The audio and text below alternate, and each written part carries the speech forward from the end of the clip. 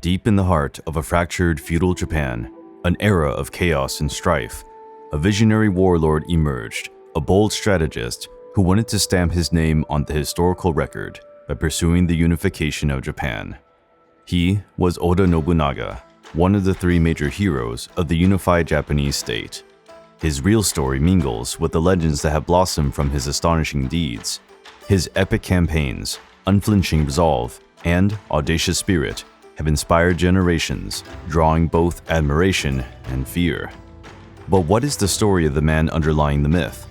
A tyrannical warrior who pursued absolute control over his opponents?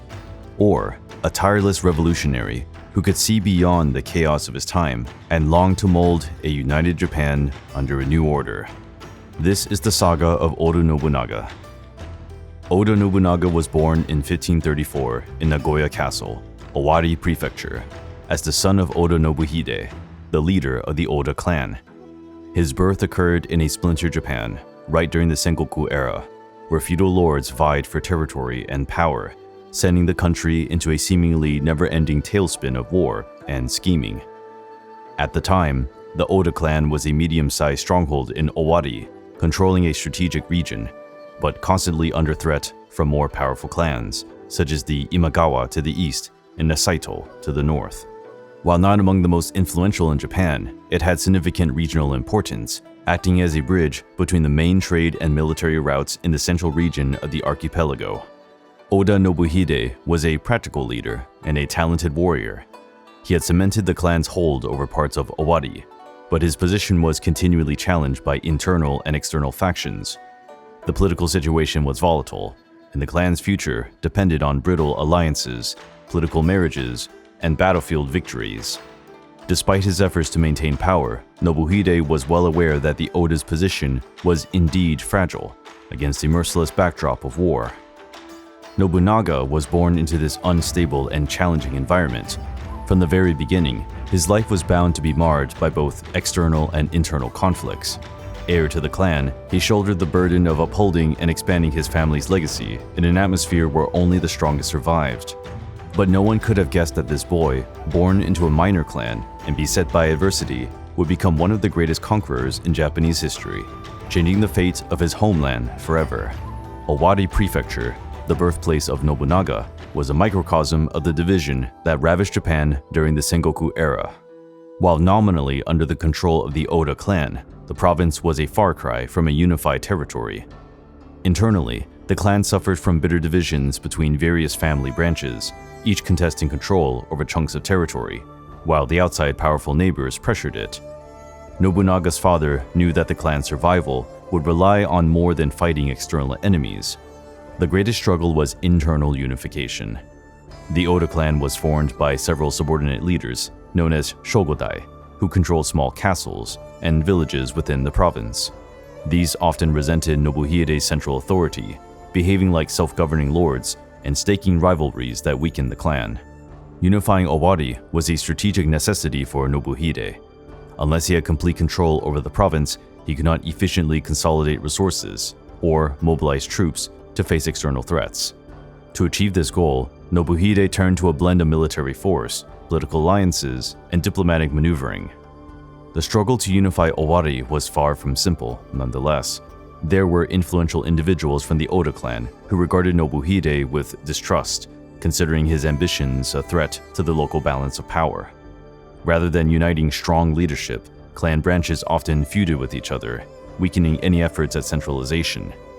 Nobuhide was also opposed by nobles who wanted to maintain their autonomy, afraid of losing control over their own fiefdoms. Oda Nobunaga grew in this chaotic landscape. From an early age, he not only witnessed his father's external conflicts, but also treachery and intrigue within his own clan. These internal quarrels would shape his outlook on leadership, teaching him that unification could not be attained by sheer strength of arms alone, but also required guile and unwavering commitment. From his father, Nobunaga would inherit the will to unify Owari, but also the certainty that a strong central leader could bring stability to a fragmented land. Oda Nobunaga's childhood was shaped by both freedom and chaos, traits that would shape his rebel spirit and his vision of leadership. As Oda Nobuhide's son, He grew up in Nagoya Castle, among warriors, politicians, and the upheaval of a relentless war era. Nevertheless, opposite to what was expected of a young heir, Nobunaga was renowned for his unruly nature and eccentric behavior. From a noticeably early age, he exhibited a brash personality and scorn for social conventions. He often shunned the era's formal etiquette, choosing instead to wander around the castle grounds in ordinary clothes, playing with peasants, or engaging in impromptu combat with other children. Whereas his brothers diligently adhered to the traditional warrior and noble training, Nobunaga was perceived as a blaze of fire in the woods, shining but unpredictable. Understanding the need to mold the young man for future responsibilities, Nobuhide assigned Hirate Misahide as his tutor.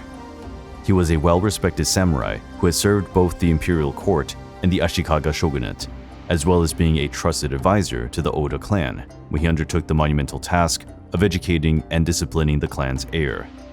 He sensed that Nobunaga's potential was hidden beneath his wayward behavior and that it needed to be channeled into something greater. Under Masahide's guidance, Nobunaga was taught the basics of leadership, military strategy, politics, and administration. Masahide also taught him the value of diplomacy and respect for traditions. Although Nobunaga internally disliked these lessons, the tutor excelled in his patience and ability to harness Nobunaga's energy and intellect, fostering his creativity and strategic thinking. Despite his initial unwillingness, Nobunaga started to absorb Masahide's teachings in surprising ways. He exhibited an innate grasp of power dynamics and an extraordinary ability to step outside traditional boundaries. Instead of simply replicating conventional tactics, Nobunaga defied the norms, propounding bold ideas that frequently shocked his mentors. The relationship between Nobunaga and Masahide was intricate. As Masahide sought to impose discipline, Nobunaga kept testing his limits as if he were constantly daring his tutor to prove him wrong. But Masahide persevered, understanding that Nobunaga's true genius was in his talent for breaking and reinventing the rules.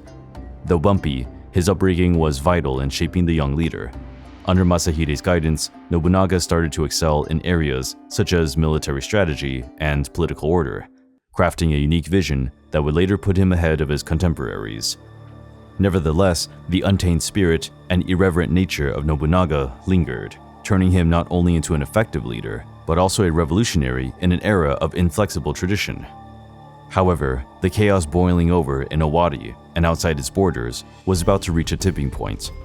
As Nobunaga came of age under the shadow of his clan's machinations and Masahide's lessons, the political and military upheavals in Japan intensified, ushering into a new era, one that the young heir, with his daring vision and untamed spirit, was destined to change forever.